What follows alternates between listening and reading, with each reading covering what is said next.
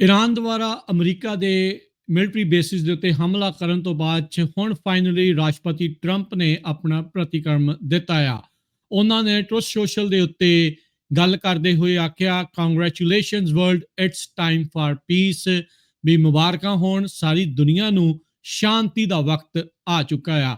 ਇਸ ਤੋਂ ਪਹਿਲਾਂ ਰਾਸ਼ਟਰਪਤੀ ਟਰੰਪ ਨੇ ਇੱਕ ਹੋਰ ਟਵੀਟ ਜਿਹੜਾ ਉਹ ਕੀਤਾ। ਉਹਨਾਂ ਨੇ ਕਿਹਾ ਵੀ ਈਰਾਨ ਨੇ ਜਿਹੜਾ ਰਿਸਪੌਂਡ ਕੀਤਾ ਅਧਿਕਾਰਤ ਤੌਰ ਦੇ ਉੱਤੇ, ਜਦਾਂ ਅਸੀਂ ਉਹਨਾਂ ਦੀ ਨਿਊਕਲੀਅਰ ਫੈਸਿਲਿਟੀਜ਼ ਦਾ ਪੂਰਾ ਸਤਿਆਨਾਸ਼ ਕਰ ਦਿੱਤਾ ਸੀ। ਬੜਾ ਹੀ ਉਹਨਾਂ ਦਾ ਕਮਜ਼ੋਰ ਕਹਿੰਦੇ ਰਿਸਪੌਂਸ ਸੀ, ਜੋ ਕਿ ਸਾਨੂੰ ਪਹਿਲਾਂ ਹੀ ਪਤਾ ਸੀ।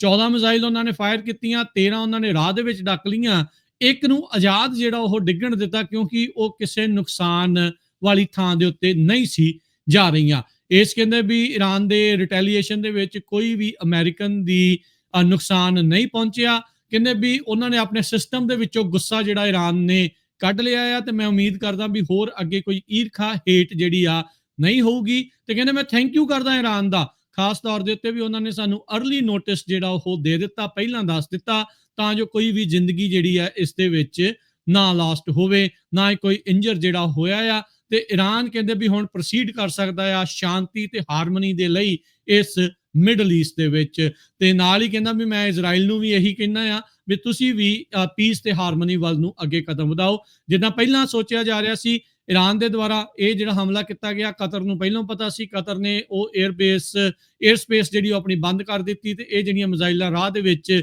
ਡੱਕ ਲੀਆਂ ਗਈਆਂ। 2020 ਦੇ ਵਿੱਚ ਵੀ ਇਦਾਂ ਦਾ ਹੀ ਵਾਪਰਿਆ ਸੀ, ਜਦ ਉਹਨਾਂ ਦਾ ਜਨਰਲ ਸੁਲੇਮਾਨੀ ਨੂੰ ਮਾਰਿਆ ਗਿਆ ਸੀਗਾ। ਸੋ ਈਰਾਨ ਦੇ ਰਿਸਪੌਂਸ ਦੇ ਉੱਤੇ ਟਰੰਪ ਹੁਣਾਂ ਨੇ ਕਿਹਾ ਵੀ ਹੁਣ ਬਿਲਕੁਲ ਵੀ ਕੋਈ ਰਿਸਪੌਂਸ ਨਹੀਂ ਕੀਤਾ ਜਾਊਗਾ, ਤੇ ਹੁਣ ਸ਼ਾਂਤੀ ਦਾ ਵਕਤ ਉੱਥੇ ਆ ਚੁੱਕਾ ਆ। ਸਵੇਰੇ ਵੀ ਇਹੀ ਨਿੱਜੀ ਤੌਰ ਤੇ ਲੱਗ ਰਿਹਾ ਸੀਗਾ ਵੀ ਇਹ ਇੱਕ ਐਗਜ਼ਿਟ ਰੈਂਪ, ਆਫ ਰੈਂਪ ਜਿਹੜਾ ਆ ਦੋਨੋਂ ਹੀ ਮੁਲਕ ਲੱਭ ਰਹੇ ਸੀ, ਉਹ ਉਹਨਾਂ ਨੂੰ ਮਿਲ ਗਿਆ ਆ।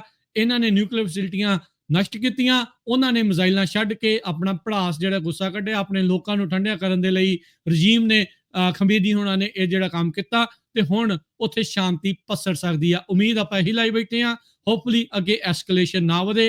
ਹੁਣ ਦੇਖਣਾ ਹੋਊਗਾ ਵੀ ਈਰਾਨ ਕੀ ਹੋਰ ਅੱਗੇ ਹਮਲੇ ਕਰਦਾ ਹੈ ਅਮਰੀਕਨ ਮਿਲਟਰੀ ਬੇਸਿਸ ਤੇ ਜਾਂ ਨਹੀਂ। ਵਾਚ ਕਰਦੇ ਰਹੋ, ਪੰਜਾਬੀ ਰੇਡੀਓ USA ਨਾਲ ਜੁੜੇ ਰਹੋ, ਤੁਹਾਨੂੰ ਜਾਣਕਾਰੀਆਂ ਦਿੰਦੇ ਰਵਾਂਗੇ।